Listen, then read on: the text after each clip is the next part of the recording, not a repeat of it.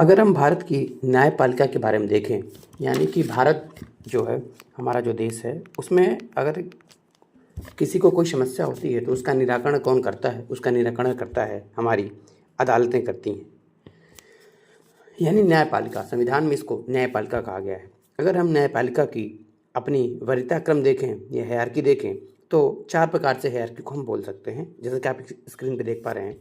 सबसे सबसे जो निचली अदालतें होती हैं, जिसको निचली अदालतें या अधीनस्थ न्यायालय कहते हैं, इसको सबऑर्डिनेट कोर्ट्स कहते हैं।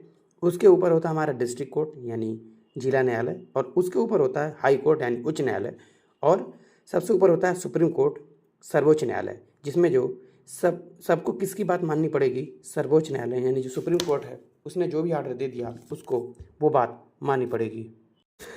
सबऑर्डिनेट यानी कि अधीनस्थ न्यायालय जो होते हैं वो रेवेन्यू हो गए, सिविल हो गए, या कोई क्रिमिनल जो केस होता है, आपराधिक केस जो होते हैं, या कोई राजस्व से संबंधित या सामान्य जो भी केसेस होते हैं, जो भी मुकदमे होते हैं, उसको डील करने का काम करती है हमारी सबऑर्डिनेट यानी कि अधीनस्थ न्यायालय।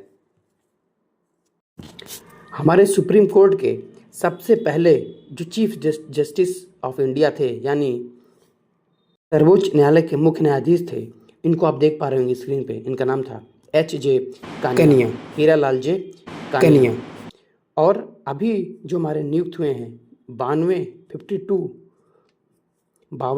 न्यायाधीश जो नियुक्त हुए हैं, उनका नाम है भूषण रामकृष्ण गवई, जिन्होंने 52वें चीफ जस्टिस ऑफ इंडिया यानी कि मुख्य न्यायाधीश, सर्वोच्च न्यायालय के मुख्य न्यायाधीश की शपथ ली। इसके बाद जो 53वें होने वाले हैं, जो 53वें बनेंगे, 53rd CJI जो बनेंगे, उनका नाम है सूर्यकांत शर्मा।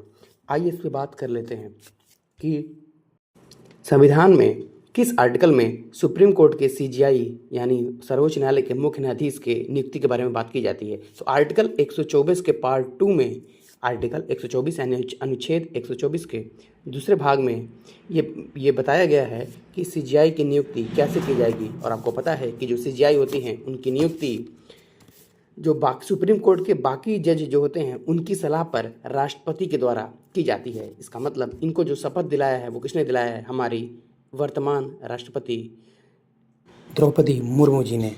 आशा है आपको ये जानकारी पसंद आई होगी। धन्यवाद।